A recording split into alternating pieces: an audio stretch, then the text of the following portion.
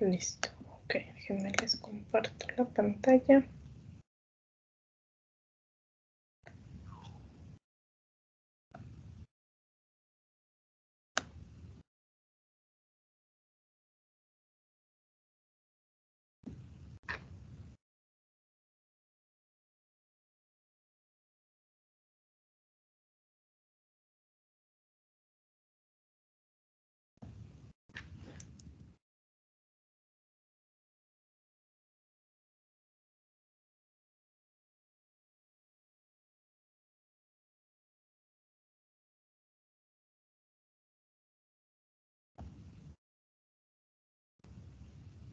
Listo, ok.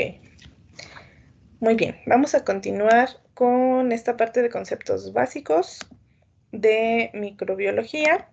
Ya sesiones anteriores estuvimos repasando un poquito esta parte que tomé del libro que estábamos viendo, que les comentaba, es el Brock. Creo que ya lo cargué, ya no estoy segura en dónde lo cargué porque ya en muchas asignaturas les cargué sus temas. Ahorita revisamos si no para ponerlo, pero me parece que ya tienen el libro disponible, igual que el de Cazadores de Microbios, que ya hoy vamos a dejar nuestra asignación de la primera infografía conforme vamos avanzando. ¿Sale? Entonces, fíjense bien, retomando un poquito los conceptos, bueno, ya hablamos de que la microbiología abarca una serie de microorganismos que están dispersos alrededor de todo el mundo en distintos ambientes, que los objetivos iniciales de la microbiología eran lograr identificar cómo los microorganismos participan como una parte fundamental de los ecosistemas, regulando, perdón, muchos procesos a nivel de interacciones ecológicas.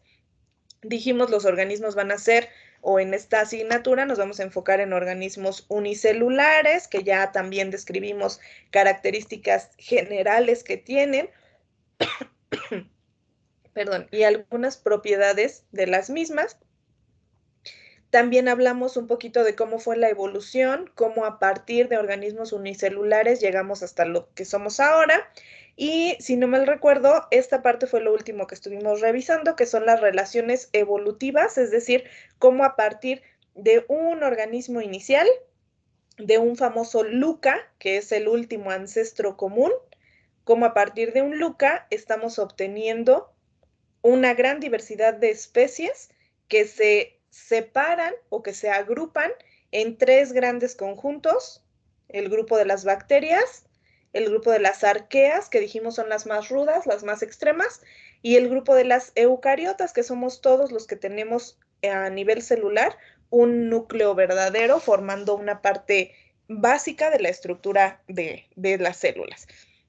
Entonces mencionamos esta partecita de organismos extremófilos y les voy a asignar el día de hoy esta pequeña lectura. Es meramente, pues ahora sí que informativa, es de un investigador de aquí de la Universidad Michoacana, un microbiólogo, pero justo esta publicación, este artículo de divulgación, pues está bastante sencillo, bastante digerible y nos da por ahí algunos de los conceptos o de los conocimientos básicos de microorganismos extremófilos, los más eh, halófilos, los más termófilos, etcétera, por aquí están mencionados. Entonces, esta lectura se las voy a cargar el día de hoy aquí como una asignación para que puedan ustedes checar la lectura. Realmente denle una vista, son solamente 2 paginitas, está súper sencilla, pero para que tengan por ahí un poquito de información adicional, ¿sale?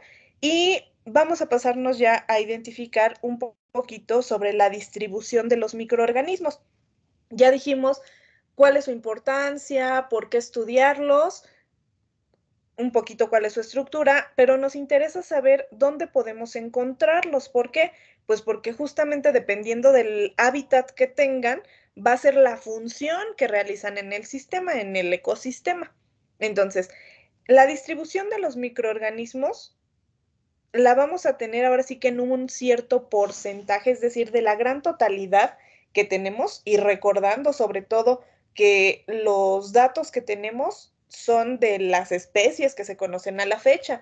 hablando de microorganismos, llegamos a tener una diversidad increíble de bacterias, de algas, de hongos, y a la fecha se cree que lógicamente desconocemos muchas de las especies que existen en el mundo. Entonces, de lo conocido, de las bacterias que ya tenemos conocidas, hablamos de una distribución en donde si vemos la mayor cantidad, el mayor porcentaje, lo vamos a encontrar en las profundidades marinas, a diversos niveles, lógicamente, pero en el sistema acuático, en la profundidad. Un menor porcentaje, que sería el segundo, que sigue siendo un porcentaje bastante alto, cerca del 30%, lo vamos a encontrar en el subsuelo. Entonces, si nos damos cuenta, pues son dos zonas, ahora sí que y generalmente inhabitables, ¿no? Para el ser humano, tanto la profundidad marina como el subsuelo. Y sin embargo, son sitios que a nivel de planeta, a nivel de sistema, presentan una característica súper importante en el funcionamiento de todos los niveles de la cadena trófica que se encuentra por arriba. Es decir, ahora sí que los microorganismos le contribuyen al sistema, no como productores primarios, pero sí como ayudantes de esos productores. Pensemos, por ejemplo, en las plantas que toman sus nutrientes a partir de las eh, interacciones de la raíz con las partículas del suelo. Si no existieran esos microorganismos a nivel del subsuelo y del suelo para lograr identificar o para lograr degradar, descomponer los macronutrientes en elementos esenciales, las plantas como tal no podrían tomarlos. La forma química de los elementos no estaría disponible. Entonces, aunque no son los productores primarios, sino más bien generalmente descomponedores o parte de los organismos que procesan dentro de su metabolismo los nutrientes para degradarlos a formas inorgánicas, forman parte, ahora sí que como del ayudante de la planta. En el caso de las profundidades marinas, viene a ser más o menos lo mismo.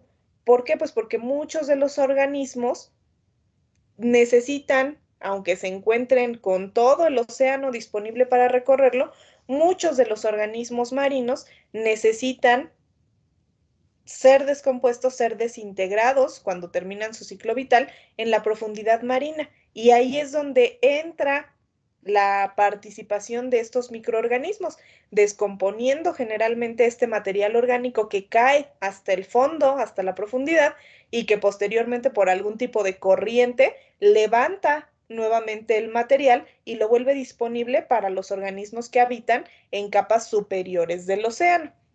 Entonces, si nos fijamos, pues prácticamente en estas tres zonas, profundidades marinas, subsuelo y suelo, encontramos la mayor cantidad de microorganismos. Una menor cantidad en los océanos, en la dispersión de toda la extensión oceánica, y en el resto de los hábitats un 1%. Entonces, fíjense, el resto de los hábitats incluso nos incluye a nosotros. En orden creciente, por ejemplo, agua dulce, lagos salados, animales domésticos, hielo marino, termes, zonas termales, seres humanos y aves domésticas, es decir, prácticamente todo lo que puedan parasitar y todas las zonas donde puedan habitar, seríamos el resto de los hábitats, como por ejemplo nosotros que tenemos lógicamente nuestra microbiota intestinal que nos ayuda a procesar, a digerir ciertos compuestos, pues aquí estamos incluidos en esta distribución de hábitats. También somos un hábitat para los microorganismos. Entonces, fíjense bien, a pesar de toda la gran diversidad de funciones que llegan a tener, una de las principales o más bien de las principales causas que han llevado al desarrollo de la microbiología es la identificación de estos microorganismos como agentes de enfermedades, como agentes infecciosos. Muchas de las enfermedades que a lo largo de la historia han atormentado al ser humano sobre todo, y no solamente en cuanto al ser humano por sí mismo, sino también en cuanto a su economía, con el daño de plantaciones, con el daño de ganado, se debe a la participación de estos microorganismos. Entonces, muchos de los investigadores a lo largo de la historia se han enfocado en tratar de discernir, en tratar de identificar qué tipo de microorganismo realiza o ocasiona cierta enfermedad y cómo tratar, cómo podemos controlarla, cómo podemos incluso eliminarla. Entonces, fíjense bien, aquí tenemos muchas que son de las principales enfermedades que son causa de muerte, aquí es causas de muerte en Estados Unidos, pero sabemos que en muchos otros países a nivel mundial esta incidencia de enfermedades pues es bastante alta, ¿no? Sin importar que estemos en Estados Unidos o en algún otro país, la incidencia de enfermedades de este tipo es una alta incidencia y ocasiona daños, pues ahora sí que pérdidas humanas y daños de recursos, de infraestructura, de daño a la economía, etcétera. Entonces, fíjense bien, de la totalidad de las principales enfermedades que han existido a lo largo de la historia, observen, en 1900, hace 120 años aproximadamente, la mayoría de la gente tenía muerte por gripe y neumonía, por tuberculosis, por gastroenteritis. Y hasta el cuarto lugar encontrábamos cardiopatías, ictus, enfermedades renales, algún tipo de accidente, cáncer, enfermedades infantiles infecciosas, observen aquí lo que está en rojo es infeccioso, y difteria. Entonces, observen en 1900 las principales, las tres primeras, o bueno, dentro de estas que son 10 enfermedades, dentro de estas, 5 son enfermedades infecciosas. Y las muertes, pues eran muchísimas. ¿Qué cantidad de muerte por cada 100,000 habitantes? Entonces, 200 muertes de gripe y neumonía, cerca de 200 por tuberculosis, como 150 por gastroenteritis. Entonces, las muertes eran muchas. Pasa el tiempo, evoluciona afortunadamente este estudio de la microbiología y llegamos ahora a identificar que afortunadamente con el conocimiento que se tiene, con lo que se ha reducido por el uso y la producción de medicamentos, por lo que se ha reducido este tipo de enfermedades, pues ahora lo que tenemos como mayor cantidad de causas de mortalidad son enfermedades no microbianas, enfermedades no infecciosas, como las cardiopatías y el cáncer. Ahora, tristemente, observen, también debido al cambio de hábitos, al cambio de vida, hablamos de un aumento, de una mayor incidencia en cardiopatías. Observen ahora, mueren más de 200 personas por cada 100,000 habitantes, cuando antes estaba como en 150, es decir, un 25% más se aumentó. El cáncer igual, el cáncer estaba antes, en 1900, súper reducido. Pónganle aquí alrededor de unas 60 muertes, mientras que aquí estamos hablando de cerca de 200 muertes. Entonces, hemos cambiado, gracias a la microbiología, hemos disminuido las muertes por enfermedades infecciosas, sin embargo, algunas otras están teniendo una mayor incidencia. Entonces, aquí tenemos ictus, enfermedades pulmonares, accidentes, diabetes. Aquí ni siquiera aparecía la diabetes, ahora tenemos diabetes, tenemos Alzheimer, enfermedades renales, septicemia, suicidio incluso. Entonces, van cambiando, ahora sí que literalmente son otros tiempos, van cambiando las formas de vida, van cambiando los procesos por los cuales nosotros realizamos ciertas actividades, mantenemos cierto tipo de higiene, mejoramos la calidad de vida, pero con esa mejora pues le damos al traste de todas formas en algunas otras zonas, ¿no? Entonces, es un poquito nada más relacionar cuál ha sido la importancia de los microorganismos y que justamente a partir de que en estos años la incidencia de enfermedades infecciosas era muy elevada, se le dio una importancia. Muchos investigadores, muchos científicos se dedicaron a, pues ahora sí que a entrarle a la investigación, a ver qué está pasando, qué es lo que está causando estas enfermedades, cómo podemos controlarlo.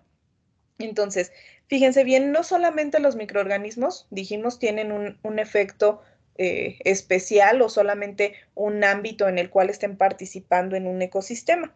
Conocemos que los microorganismos, como bien decíamos, forman parte, en este caso, de procesos de agricultura o ganadería, es decir, de los ecosistemas o recirculamiento de los nutrientes en los ecosistemas.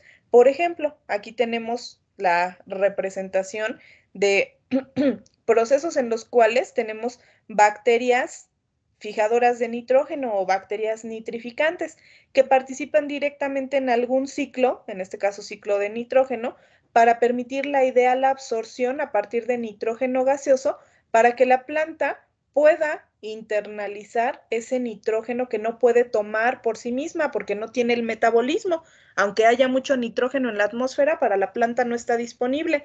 Entonces aquí tienen que entrar estos procesos regulados por microorganismos en donde participan de forma importante regulando ciclo del nitrógeno o ciclo del azufre, porque también tenemos bacterias azufrosas. Entonces, fíjense bien, aquí hablamos a nivel de agricultura, pero también podemos hablar a nivel de ganadería. Los organismos, los microorganismos que se encuentran en el interior del sistema digestivo, por ejemplo, del ganado, en este caso de las vacas, van a ingerir cierta hierba, pero pues no tienen el metabolismo para degradar la celulosa que forma parte de los carbohidratos estructurales de las plantas. Entonces, al no poder desintegrar la celulosa para generar glucosa, tienen que existir microorganismos aquí en el interior de las vacas que permitan que a partir de generar estos procesos de fermentación podamos obtener o las vacas puedan obtener productos de desecho y productos de nutrición. Entonces, nosotros, por ejemplo, comparados, aquí viene un poquito también la comparación morfofisiológica de los diversos organismos animales, no todos nos vemos en esa necesidad. Nosotros no tenemos este tipo de bacterias fermentativas en nuestro interior. Si se nos ocurre comernos, por ejemplo, una caña, porque sé de pronto que por ahí existe algunas personas que se comen la caña, no solamente la mastican para obtener el azuquitar que le da el buen sabor, sino que se llegan a comer el bagazo. Está un poquito complejo el asunto porque pues ahí va a sonar un poco extraño, pero literalmente no podemos digerirlo. Lo que ingrese a nuestro sistema en esa forma de celulosa lo vamos a desechar prácticamente igual. Entonces, de ahí que incluso nosotros al identificar las heces fecales de los distintos organismos podamos distinguir texturas, porque las heces fecales de una vaca o de un caballo van a ser bastante diferentes a las heces fecales de un organismo mamífero de nuestra complejidad como seres humanos. Entonces, son distintos los procesos, son distintos los microorganismos que pueden generar ese proceso de simbiosis para poder beneficiarse a ambos. Las bacterias viven bien a gusto adentro de los estómagos de la vaca y la vaca obtiene los nutrientes que requiere. Entonces, son diferentes puntos en los cuales los microorganismos tienen una interacción. Ahora, si pensamos un poquito en el proceso nutricional, que justo les acabo de decir, no tenemos los mismos microorganismos que una vaca, pero sí tenemos una microbiota bien interesante y que además debe de ser bastante diversa que nos permita ahora sí que irnos adaptando, ¿no? Como bien dicen, ay, es que tú tienes panza de licuadora, todo te comes y nada te hace daño. ¿Por qué? Pues porque en el interior estás acumulando esos microorganismos que te ayudan, que te dan esa cierta capacidad de metabolizar lo que a lo mejor alguien más no tiene. Si yo estoy acostumbrado a comer en la calle, voy a ir adquiriendo microorganismos diversos, microorganismos variados, pero también, lógicamente, corro un cierto riesgo. En lo que me acostumbro, en lo que mi organismo va captando estas bacterias que pueden ser bacterias benéficas, puede ser que también se encuentre con algunas que no sean tan benéficas.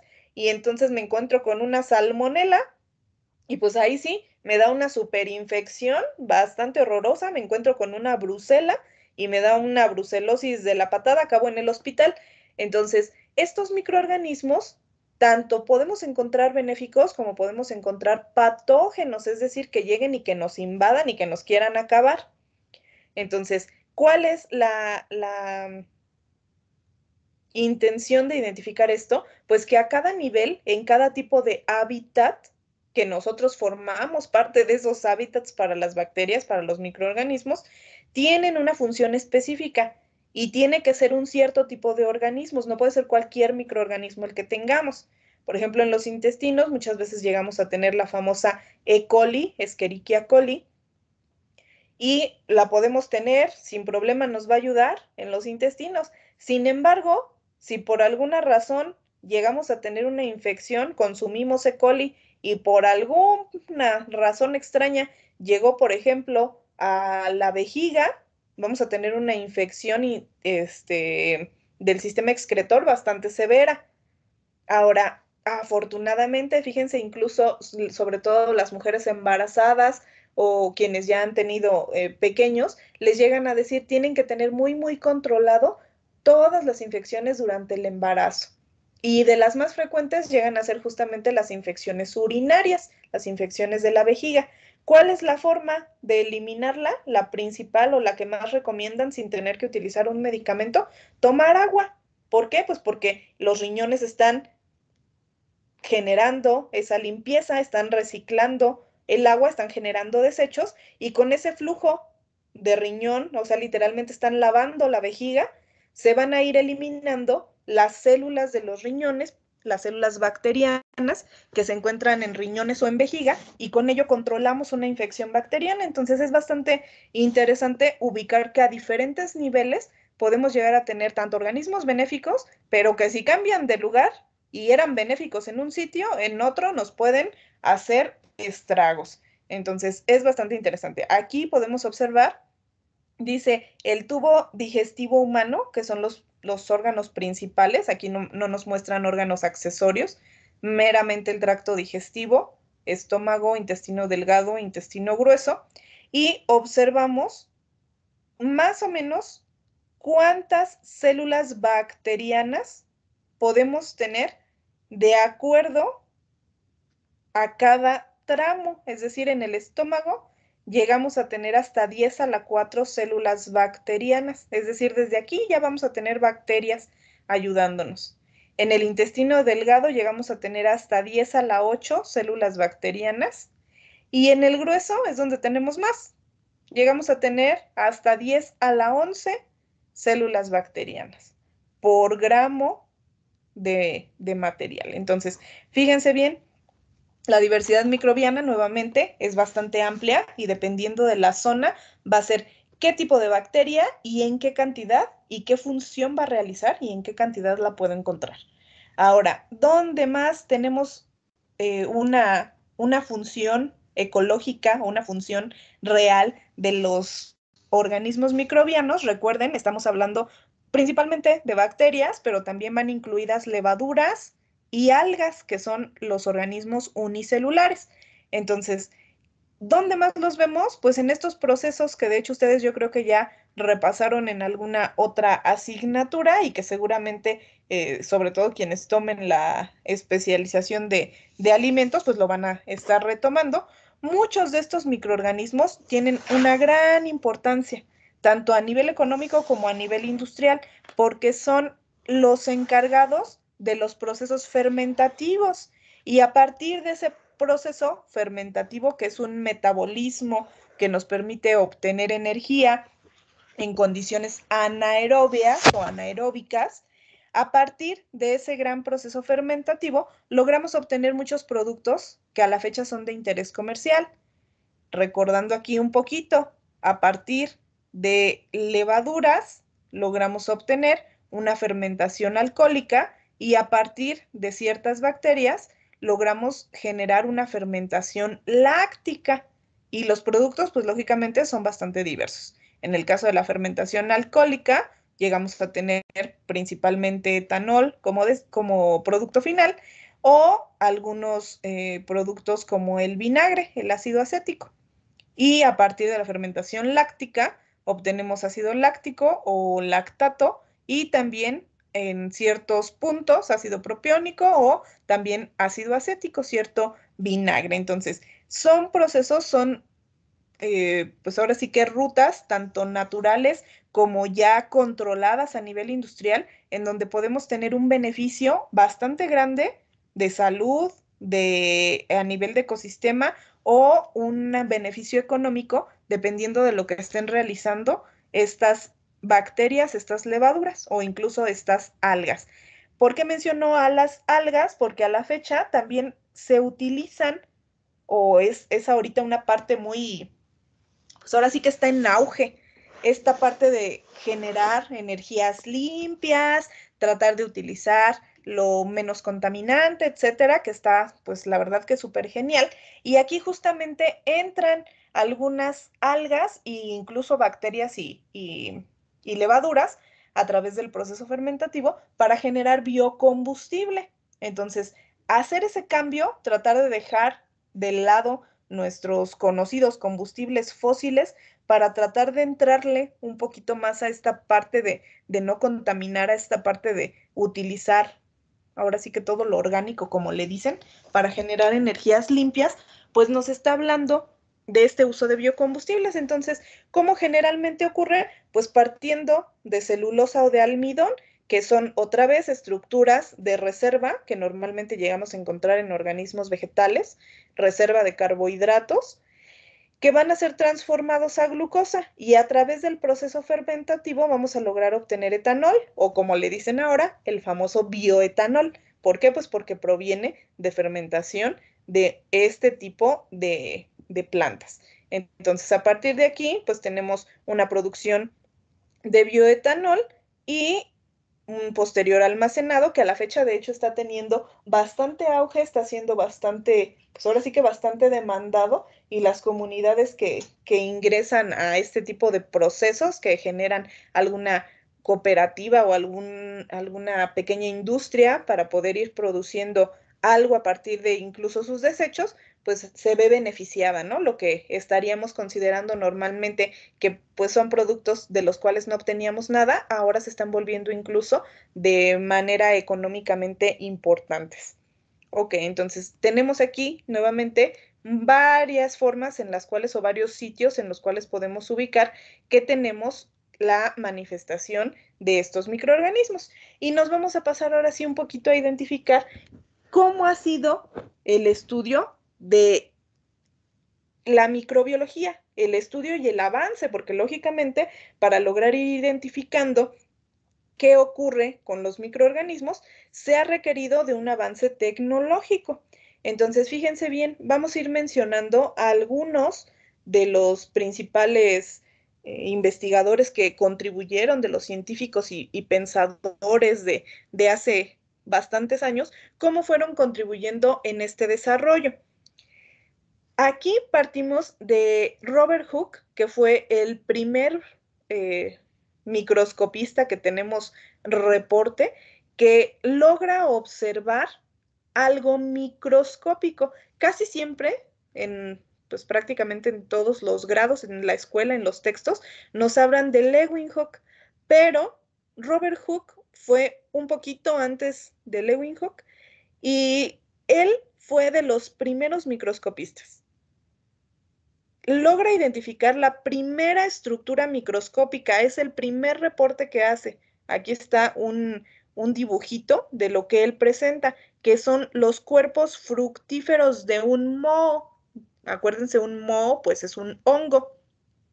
Entonces él al microscopio, con su microscopio, logra observar el cuerpo fructífero de algunas estructuras de mohos y realiza sus esquemas. Entonces, lo primero, el primer reporte de algo microscópico que se logra observar es esto. Y lógicamente, pues con ayuda de ir aumentando, ir agrandando la imagen con el uso de estos cristales que se van generando.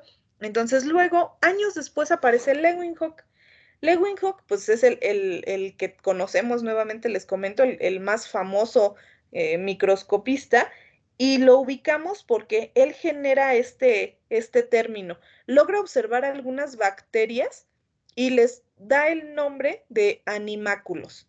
Es decir, él piensa que son animales pequeñitos y les llama animáculos. Y genera estos dibujitos. De hecho, aquí tenemos un esquema, aquí está un microscopio, lo que es un microscopio de Leeuwenhoek. Vean el tamañito, súper pequeñito, el lente. Y aquí tiene un tornillo para ir ajustando. Entonces, con esta estructura así súper pequeñita, logra identificar así las estructuras celulares y genera sus dibujos. Entonces, aquí vemos algo importante que yo creo que ustedes ven desde, pues, desde química, desde química analítica tal vez, donde les mencionan cuál es la importancia de generar un reporte de lo que estamos observando, de llevar una bitácora, de ir haciendo anotaciones. Pues esta es la importancia. Si no se hubiera tenido ese registro de lo que estaba observando, de que había diferentes formas, diferentes tamaños, diferentes comportamientos de estos animáculos que observaba, pues igual hubiera pasado, o más bien no hubiera pasado a la historia, hubiera sido sin pena ni gloria a una persona más que observó algo y que pues a nadie le interesó. Entonces se da la tarea de realmente ir generando este tipo de descripciones de lo que está observando y pues se genera lógicamente una primera aportación, un primer reporte de que existe algo microscópico que está ahí con nosotros, que convive con nosotros. Luego aparece Ferdinand Kohn. Si se fijan, desde Leeuwenhoek hasta Ferdinand Kohn pasan bastantes años, pasan como 200 años, en los que pues no hay realmente un avance muy grande. Este investigador, este es un botánico y le interesa conocer cómo funcionan las algas, entonces comienza a observar igual al microscopio algas y también identifica algunas bacterias. Entonces, en su caso, ubica al género Bacillus y ya ubicando algunas bacterias a lo largo de su ciclo de vida, logra identificar que van cambiando de forma, que es una característica que de hecho más adelante vamos a ver, ya la revisamos un poquito acá, me voy a regresar, ya la habíamos revisado en esta parte, cuando dijimos que algunas células tienen esta formación de esporas, que son estructuras más resistentes, que son estructuras que van a tener el contenido genético de la bacteria, pero que van a estar ahí en latencia, es decir, en espera, para que las condiciones mejoran y pueda desarrollarse como una célula como tal, dejando la estructura de espora. Entonces, esta estructura de espora es así como si fuera así como que su cápsula de mantenimiento mientras las condiciones son adversas.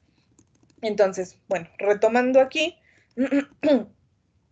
Ferdinand Kohn es el primero que identifica que el género Bacillus, el género bacteriano Bacillus, forma algunas esporas y que estas son resistentes al calor, porque además dice, pues las voy a hervir, voy a ver si estas esporas se desintegran igual que una célula cuando la ponga a hervir o la caliente, y resulta que no, pues las esporas son resistentes. Entonces ahí se empiezan a ver las primeras contribuciones en la descripción de la estructura y la morfología de los microorganismos.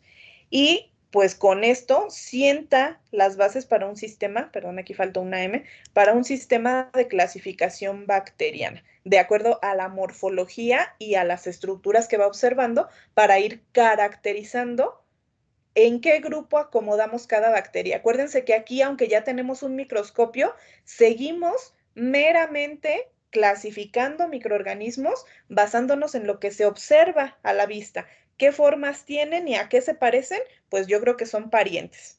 Entonces, así es como se comienza en esta parte de investigación.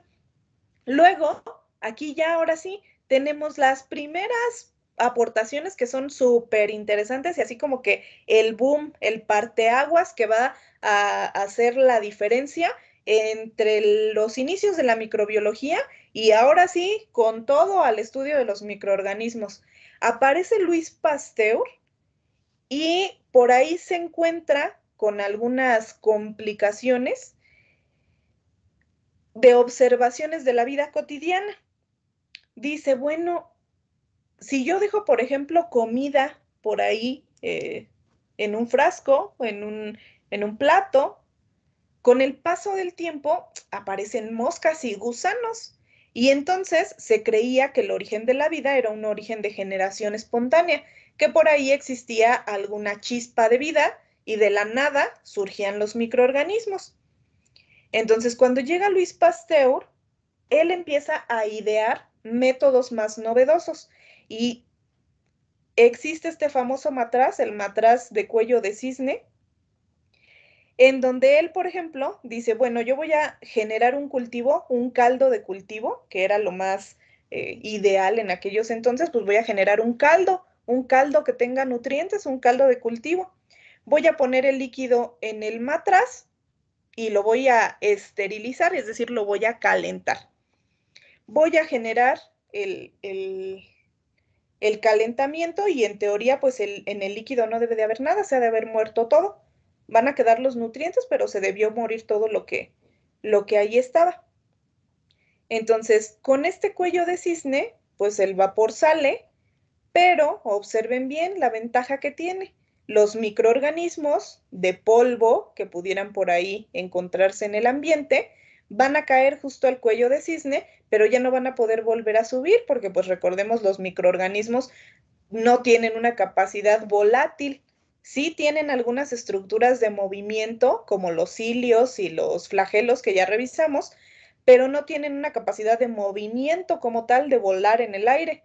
Entonces, en un lugar donde lógicamente no hay corrientes de aire fuertes, los microorganismos que lleguen van a quedar atrapados en el cuello del cisne y nuestro cultivo va a seguir estéril de forma indefinida por mucho, mucho tiempo. Sin embargo, si nosotros inclinamos el matraz o incluso utilizamos un matraz que no tenga cuello de cisne, en poco tiempo las bacterias y los microorganismos rápidamente se internalizan y tenemos un caldo de cultivo podrido. Entonces, con esto, Luis Pasteur le da en la torre, desacredita la generación espontánea, porque entonces dice, bueno, si fuera generación espontánea, ¿por qué aquí no salió nada? Quiere decir entonces que más bien las condiciones en las cuales nosotros nos encontramos significan el hecho de que los organismos tengan o no acceso a un medio de crecimiento que sea ideal para poder desarrollarse. ¿Y por qué realiza esto? Pues porque justamente a Luis Pasteur le toca por ahí estar en algunas épocas en donde había enfermedades infecciosas muy severas. La gente sufría de enfermedades infecciosas. Si recordamos, o por si no sabemos, pues Luis Pasteur es un científico francés. Entonces, por ahí en Francia hay condiciones higiénicas bastante malas, porque además no tienen acceso a agua, así como nosotros aquí en México. Entonces, la cantidad de agua es muy poca, la gente no se bañaba muy frecuentemente, y de hecho por ahí hay alguna imagen, algún volante, la voy a buscar a ver si se las puedo presentar después, si no la pueden buscar ustedes, porque creo que hasta es un meme ya en estos días, en donde decía que pues justo después de estos experimentos que comienza a hacer Luis Pasteur y de que ven que pues las enfermedades infecciosas están muy severas, el gobierno francés empieza a emitir algunos volantes en donde les dicen, trate de bañarse al menos una vez a la semana para mantener las condiciones de higiene. Entonces, imagínense qué tan malas eran las condiciones que eran pues ideales para que los microorganismos de ahí hicieran ahora sí que su fiesta y su pachanga para poder infectar a todo lo que se dejara. Entonces, Luis Pasteur viene y genera este tipo de conocimiento que es clave para el desarrollo posterior de los cultivos. Después, o más o menos ahí por la época, no hay tanta variación. En años aparece este otro investigador que se llama Robert Koch. Koch es uno de los principales que deja ahora sí que sentadas las bases como postulados ya como tal, así como las teorías. Él deja los primeros postulados de la microbiología, que se conocen lógicamente como los postulados de Koch. Este investigador comienza investigando algunas enfermedades, sobre todo de ganado, porque había mucha muerte de ganado por enfermedades infecciosas. Entonces comienza investigando y se da cuenta, logra aislar, fíjense bien, que es el punto clave de lo que él logra. Logra aislar cultivos puros. ¿A qué se refiere cultivos puros? A que de entre una variedad de microorganismos logra conseguir uno solito. A eso se refiere un cultivo puro, a que solamente va a ser una clase de bacteria o una clase de microorganismo. Entonces, dentro de lo que él postula, por ejemplo, dice, su primer postulado es que el patógeno sospechoso, es decir, el que esté matando a los animales, debe estar presente en todos los casos. y ausente en los animales sanos. Es decir, si creemos que el microorganismo efectivamente es el culpable de la muerte de algún organismo, de algún animal en este caso, siempre tiene que estar. Si se murió el animal, tiene que estar el microorganismo.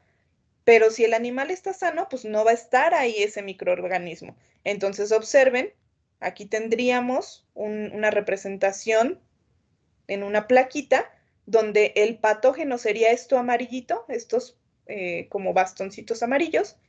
Sin embargo, en un animal sano no estarían presentes y eso soportaría este postulado.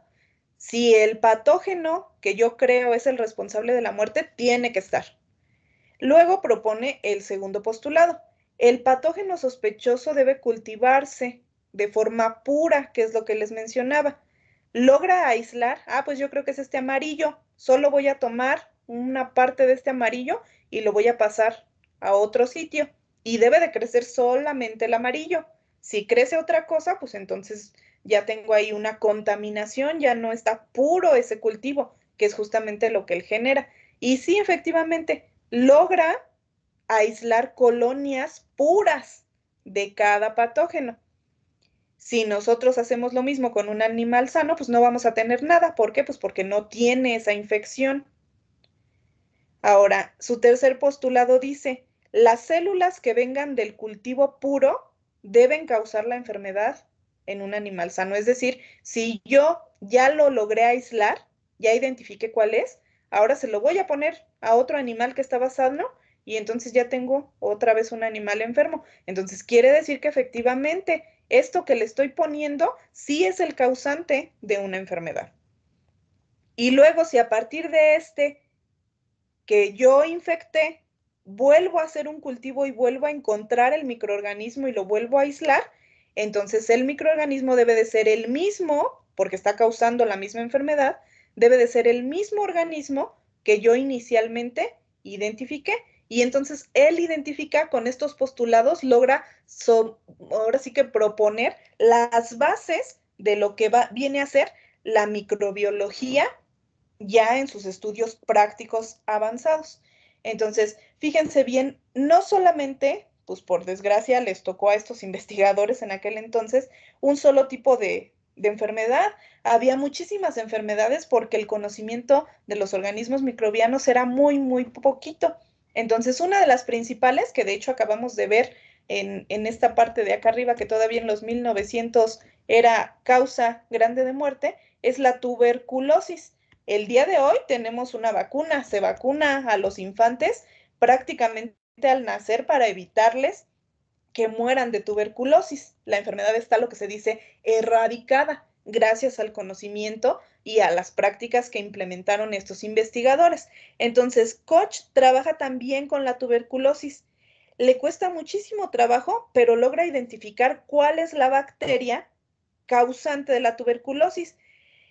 Había muchas muertes en aquel entonces y de hecho, si ustedes se ponen a investigar, yo creo que le ha de haber tocado bastante horroroso el hecho de realizar estos análisis porque sus cultivos, sus tinciones y su aislamiento que genera de la bacteria de tuberculosis es a partir de muestras de pacientes que tienen tuberculosis, pero las tinciones, o sea, imagínense qué arriesgado, ¿no? No había ni vacuna, pero las tinciones que genera no son a partir de muestras de pacientes vivos, sino que son a partir de muestras de pulmón de los pacientes ya fallecidos. Entonces, observen aquí cómo va un tantito combinado esa necesidad que tiene el ser humano de mejorar las condiciones, de seguir aprendiendo más, de ver cómo se controlan las infecciones, con los avances también en cuanto a anatomía y a fisiología y a cómo funciona un proceso de sintomatología de acuerdo a una cierta enfermedad.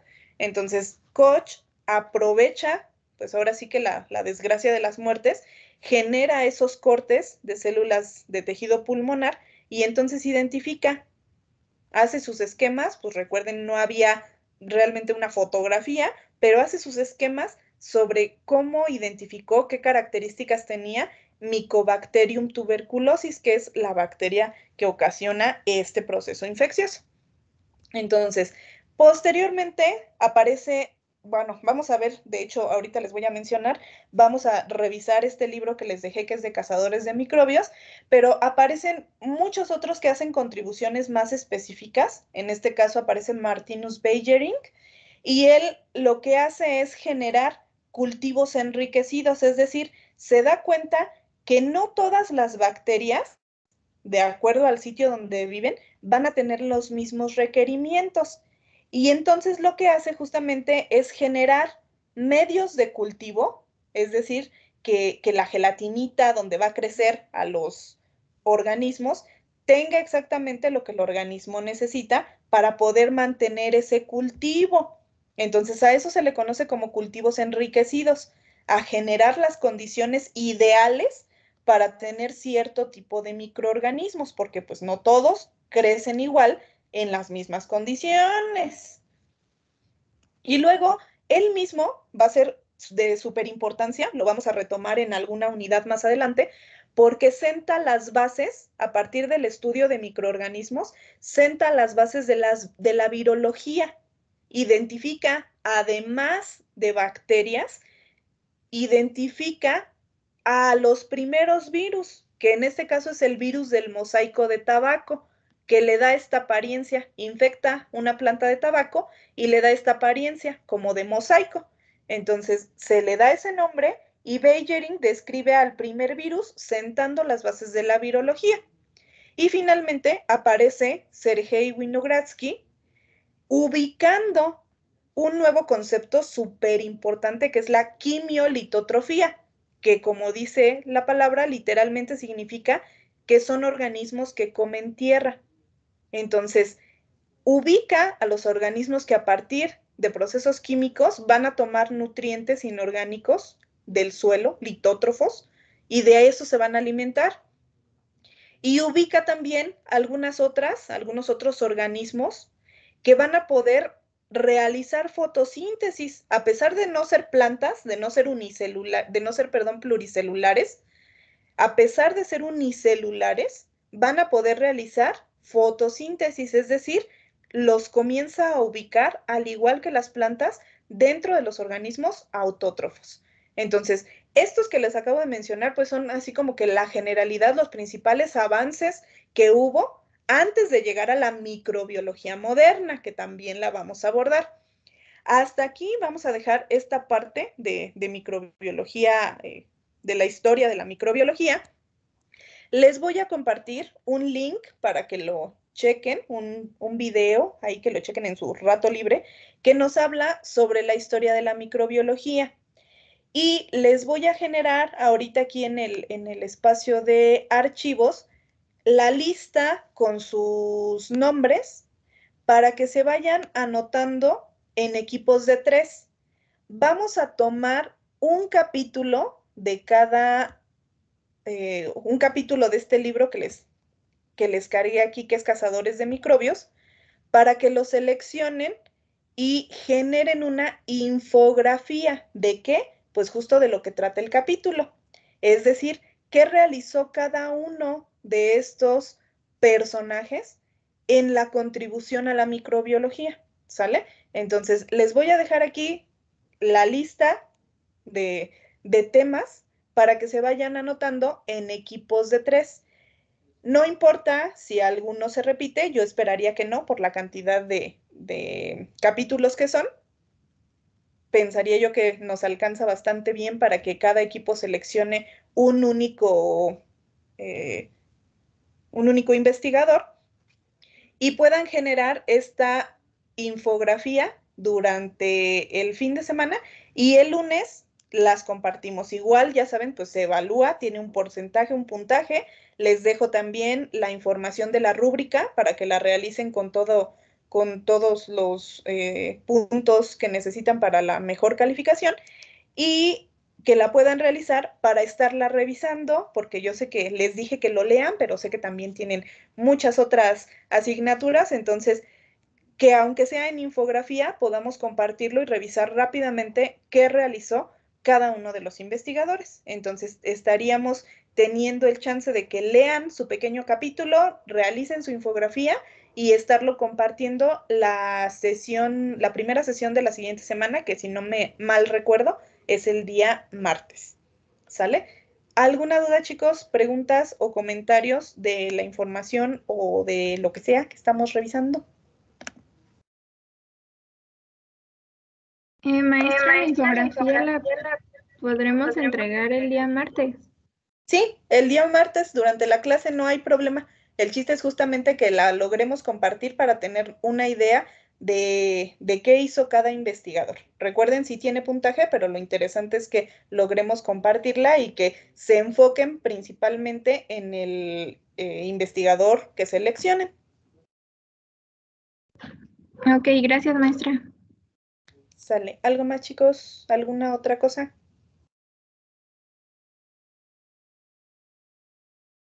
¿No? Ok, bueno, entonces hasta aquí le dejamos. Que tengan una bonita tarde. Nos vemos la próxima. Sale, maestra, gracias. Sale, chicos. Bye bye.